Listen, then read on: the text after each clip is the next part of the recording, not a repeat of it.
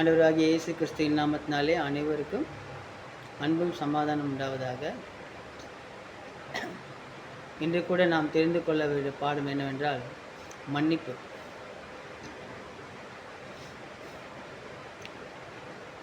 மத்தேயு 18வது அதிகாரம் 21-22 வசனத்தில் சொல்கிறாரு. பேதுரு கேட்குறாரு, ஆண்டவரே, நான் எனக்கு விரோதமாக ஒருத்தன் பாவம் செஞ்சால் நான் எத்தனை வாட்டி மன்னிக்கணும்? ஆண்டவர் சொல்கிறாரு, 7 இல்லை 70 முறை மன்னிக்கணும் அப்படின்னு சொல்கிறாருங்க. 7 இல்லை 70 முறை மன்னிக்கணும் அப்படின்றார். அது இன்னொரு விஷயம் இருக்குதுங்க, சொல்கிறேன். நீங்கள் 70 வாட்டி கண்டிப்பாக மன்னிச்சே ஆகணும், மனந்திருந்துனா. அதுதான் முக்கியம். அவங்க தப்பு செஞ்சிட்டோன்னு அந்த மனந்திருந்துதல் அவங்களுக்கு இருக்கணும். அப்போ தான் மறுபடியும் அவங்க மன்னிப்பு கேட்டு பாவம் செய்ய மாட்டாங்க. நம்ம மனம் திரும்பலைன்னு வச்சிங்களேன், நம்ம மன்னிக்கிறது அவங்களுக்கு புரியாது. அவங்க தப்பு பண்ணால் அவங்க அதுக்கு நான் தப்பு பண்ணிட்டேன்னு இருக்கணும், இல்லைன்னா அவங்க மனம் வருத்தப்படுறது நம்மளுக்கே தெரியும். அந்த மாதிரி இருந்தால் 7 இல்லை 70 முறை கூட நீங்கள் மன்னிச்சிக்கோ அப்படின்னு 70x7 அப்படி கூட சொல்லலாம்.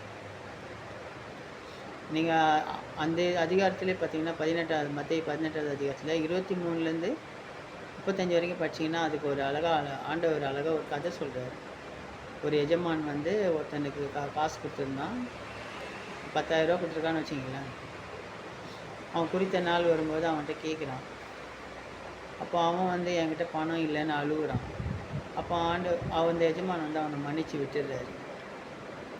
ஆனால் அந்த மன்னிக்கப்பட்ட அந்த கடன்காரன் அவன் ஒருத்தருக்கு 1000 ரூபா கொடுத்துருந்தான். அந்த காசு தரலன்றதுக்காக அவனை அசிங்கப்படுத்தி அவன் தலையில் துண்டு போட்டு அவனை 4 பேருக்கு முன்னாடி கேவலப்படுத்திடுவாங்க. இதை அந்த எஜமானுடைய வேலைக்காரங்க பார்த்துடுறாங்க. அப்போ அவங்க போய் எஜமான்கிட்ட சொல்லும்போது எஜமான் கோவப்பட்டு அவனை கூப்பிட்டு, நான் உனக்கு அவ்வளோ காசு தரணும், 10,000 ரூபா, அதே நான் உன்னை மன்னிச்சிட்டேன், சும்மா நான் ஒரு இதுக்காக சொல்கிறேன் அமௌண்ட்டு. ஆனால் நீ கொஞ்சத்தில் தர வேண்டிய அவனை போய் நீ தண்டிக்கிறிய அப்படின்னு இவனை காவலில் வைங்க, இவனை இந்த கடன் கொடுக்குற வரைக்கும் இவனை விடாதீங்க அப்படின்னு சொல்லி அவனை சிறையில் அடிச்சிடுறாரு. அப்போது இன்னொருத்தவனை மன்னிக்க தெரியாத உனக்கு எப்படி மன்னிப்பு கிடைக்கும் அப்படின்னு ஆண்டவர் சொல்கிறார். நீங்கள் லூக்கா 17வது அதிகாரம் 3-4 வசனத்தில் கூட பார்த்தீங்கன்னா, உன் சகோதரர் உனக்கு விரோதமாக நீ செஞ்சால் அவனை கண்டி, ஆனால் அவன் மனம் திரும்பினா அவனை மன்னிச்சிடு அப்படின்னு சொல்கிறாரு இல்லையா? அப்போது ஒருத்தர் மனம் திரும்பணும், அவங்க பண்ண தப்பு என்னன்ட்டு மன்னிப்பு கேட்கணும், நம்ம மன்னிக்கணும். இல்லை அவங்க மனம் திரும்பி அவங்களுடைய செய்கள் அவங்க ஒரு மாதிரி வெக்கப்பட்டு ஐயோ தப்பு பண்ணிட்டோமே அப்படின்னு இருக்கும்போது நம்மளுக்கே புரியும். அப்போ நம்ம அதை மன்னிக்கலாம். அந்த மாதிரி மன்னிக்கணும் அப்படின்னு சொல்கிறார் ஆண்டவர். இப்போ எபேசியர் 4வது அதிகாரம் 32வது வசனம் படிச்சிங்கன்னா,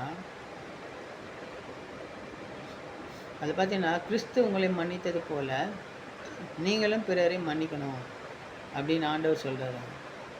இப்போது நம்ம பாவிகளாக இருக்கும்போதே அவர் நம்மளை மன்னிச்சிட்டாருங்க. நம்ம எவ்வளோ பெரிய பாவின்னு ஒவ்வொருத்தருக்குள்ளேயும் தெரியும். நம்ம பெரிய பெரிய தப்புலாம் பண்ணியிருக்க மாட்டோம். 10 கட்டளை மாதிரி, கொலை செய்யாது, விபச்சாரம், அந்த மாதிரி சிலவங்க செஞ்சுருப்பாங்க, சிலவங்க செஞ்சுருக்க மாட்டாங்க. அப்போது மல்லிகை சாமான் லிஸ்ட்டு பார்த்திங்களா, சீரகம், கடுகு, அந்த மாதிரி சின்ன சின்ன கசகசா, பெருங்காயம், இந்த மாதிரி நம்ம நிறைய தப்பு பண்ணியிருப்போம்.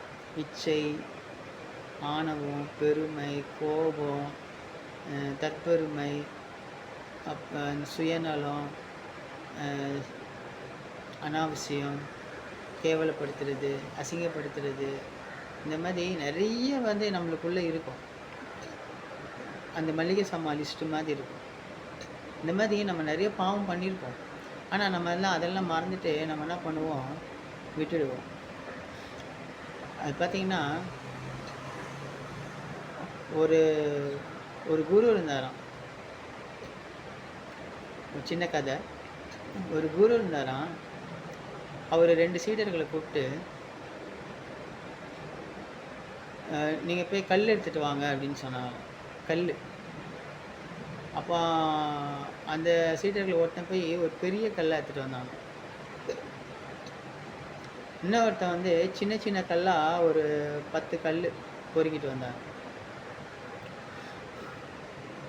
அப்போ எந்த கல் எடுத்துகிட்டு வந்தேன்னு அவருக்கு தெரியாதுல்ல, அவங்களுக்கு தெரியல. அந்த கல் எடுத்துகிட்டு வர சொன்னதால ஒருத்தன் பெரிய கல், ஒருத்தர் சின்ன கல்லை எடுத்துகிட்டு வந்துக்கிறான். எடுத்துகிட்டு வந்ததுக்கப்புறம் சரி நீங்கள் அந்த இடத்துல எடுத்த இடத்துல கல்லை வச்சுருங்கன்னு சொன்னார். இந்த பெரிய கல் எடுத்தான் பார்த்தீங்களா, அவன் போய் எடுத்த இடத்துல கரெக்டாக வச்சிட்டானான். ஏன்னா அந்த அடையாளம் இருக்கும், பெரிய கல் இல்லைங்களா, அந்த அடையாளம் இருந்துச்சு, வச்சிட்டார். ஆனால் இந்த சின்ன கல் எடுத்தான் பார்த்தீங்களா, எங்கே எடுத்தேன்னு தெரியல, தோராயமாக வச்சுட்டு வந்துட்டார். அது அடையாளம் உங்களுக்கு தெரியாது இல்லைங்களா. அந்த மாதிரி தாங்க நம்ம 10 கட்டளையெல்லாம் பெரிய விபச்சாரம் செய்யாதே, கொலை செய்யாதே, பொய் சொல்லாதே, பிறர் தாரத்தை விரும்பாதே, பிறர் பொருளை விரும்பாதே, தாய் தந்தையை மயத்தினிட விக்கிரக ஆராதனை பண்ணாதே, விண்ணை மன்னைப்படுத்த ஒரே தேவனை இதெல்லாம் வந்து இதெல்லாம் நம்ம வந்து நாங்கள் இதெல்லாம் கடைப்பிடிக்கிறோம் அப்படி இப்படின்னு சொல்லிடுவோம். அது வந்து தப்பு பண்ணால் தெரிஞ்சிடும். ஆனால் அந்த மளிகை சாமான் லிஸ்ட்டு மாதிரி சின்ன சின்ன தப்பு பண்ணுறோம் பாருங்கள், அந்த சின்ன கல் மாதிரி எங்கே எடுத்துன்னு தெரியாது, மறந்துடுவோம். மறந்துட்டு அது ஏதோ சொல்லிட்டேன் நான், அது ஏதோ நான் பண்ணிட்டேன் அப்படின்னு நம்ம சொல்லிடுவாங்க.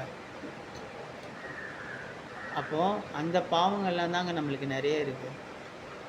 அப்போது நம்ம அந்த மாதிரி பாவம் செஞ்சவங்க நம்மளை மன்னிப்பு கேட்கும்போது நம்ம அவங்கள மன்னிக்கணும்.